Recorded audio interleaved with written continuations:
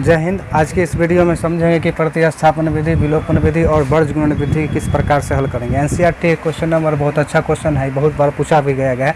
ये एक ही क्वेश्चन से हम समझेंगे कि तीनों विधि का किस प्रकार से हल किया जाता है। और तीनों विधि जब कोनो विधि पढ़ेंगे तो इसमें से क्या होता है, जो एक्स और वाई के जो मान होता है सभी जगह समान होता है। चलिए स्टार्ट करते हैं। प्रतिस्थापन विधि समझते हैं। इस समीकरण का प्रतिस्थापन विधि से हल करना होगा। ठीक है, जो समीकरण है उसको हम प्रतिस्थापन विधि से हल करते हैं। प्रतिस्थापन विधि से किस प्रकार से हल करना है, जो समीकरण दिया रहेगा उसको लिख लेना है। 2x + y = 5 और 3x + 2y = कितने हो जाएगा। जो समीकरण है उसको हम क्या करेंगे, इसको समीकरण 1 मान लेंगे, इसको समीकरण क्या मान लेंगे 2। प्रतिस्थापन विधि से कहेगा हल करने के लिए तो सबसे पहला काम होता है कि समीकरण 1 या समीकरण 2, आपको जो इच्छा है उस हिसाब से हम समीकरण 1 या समीकरण 2 से चलेंगे।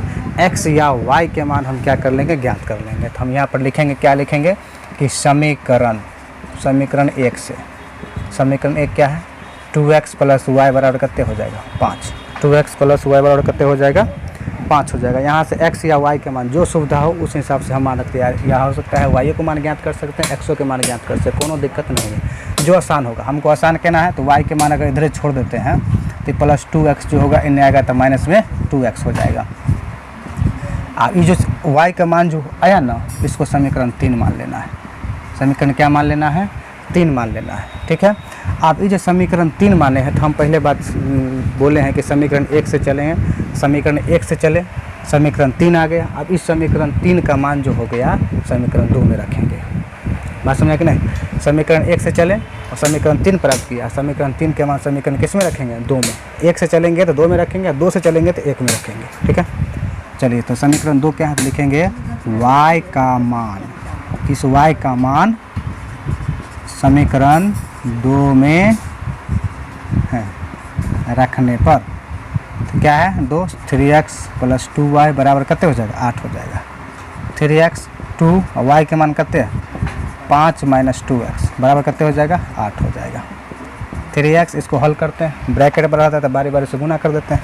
5 से 2 में गुना करेंगे, 5 दूनी 10 हो जाएगा, 2 दूनी कितने हो जाएगा 4, x हो जाएगा बराबर कितने हो जाएगा 8 हो जाएगा। 3 गो x में से 4 गो x घटाएंगे तो 1 गो x बचेगा, माइनस में बचेगा, माइनस में x +10 को इन्हें ले आते हैं, 8 पहले से तो -10 हो जाएगा। तो -x = 10 में 60 घटाएंगे तो माइनस में 2, ये 2 से माइनस माइनस कैंसिल हो जाएगा, इसीलिए x के मान कितने निकलेगा 2।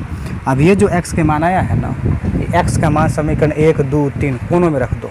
ठीक है, तो यहाँ बनाते हैं, लिखेंगे x का मान समीकरण किस में रखते हैं 3 में रख देते हैं, क्योंकि 3 में रखेंगे तो x के मान आसानी से हल हो जाएगा। ऐसे 1, 2, 3 कोनों में रखते हैं कोई दिक्कत नहीं, लेकिन जो आसान होगा वही काम करेंगे। x का मान समीकरण 3 में रखने पर समीकरण 3 क्या है तो y = 5 माइनस में 2x है, तो y = 5 - 2 है, x के मान कितने 2 है, x के मान यहाँ पर 2 रख देंगे तो y बराबर हो जाएगा कितने 5, 2 दूनी 4, 5 में 4 घटाएंगे तो 1 हो जाएगा। अतः x के मान आया 2 और y के मान कितने आया 1, यही इसका क्या हो जाएगा आंसर हो जाएगा। अगर हमको चेक करना होगा कि जो हम आंसर जो निकाले हैं वो सही है कि गलती है, तो जो x समीकरण 1 हुआ समीकरण 2 हुआ उसमें x और y के मान रखेंगे, LHS और RHS दोनों बराबर हो जाएगा। ठीक है, तो हम जो मान निकाले हैं वो समीकरण का मान सही है।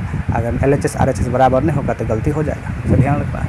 जैसे अभी चेक करना है क्या कि 2x + y = कितने है 5 है, इनमें x के मान कितने निकाले 2, तो यहाँ पर 2 रखेंगे, y के मान कितने निकाले 1 रखें। हमको कितना आना चाहिए 5 आना चाहिए। ठीक है, 5 हमको आना चाहिए, 2 दूनी कितने हो जाएगा 4, 4 1 5, 5 के बराबर है कि नहीं है। और जब ये 5 के बराबर है इसका मतलब जो हम मान निकाले हैं वो 110% क्या है सही है।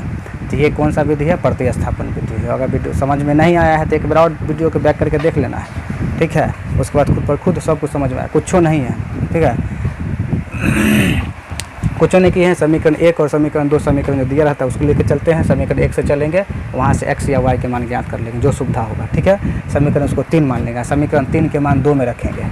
अगर 1 से चले हैं 2 में रखेंगे, 2 से चले हैं तो 1 में रखेंगे। ठीक है, वही बात यहाँ पर लिख दी है। वहाँ पर मान रखेंगे, y के मान रखेंगे, कैलकुलेट किए तो x के मान 2 आ गया, और x के मान 2 समीकरण तीनों में से कोनों में रख देंगे, 1, 2, 3। हमको आसान लगा 3 में रखना, 3 में रख दिए।